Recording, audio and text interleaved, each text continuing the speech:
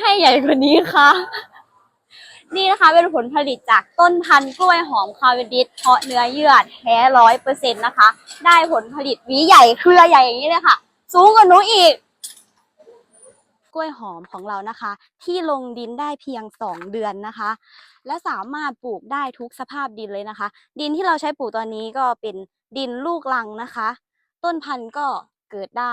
ลำต้นใหญ่ต้นแข็งแรงและเกิดทุกต้นเลยค่ะ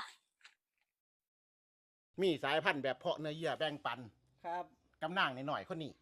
ขายยังไงครับ 1 ต้นนะคะ79 บาทนะคะ5 ต้น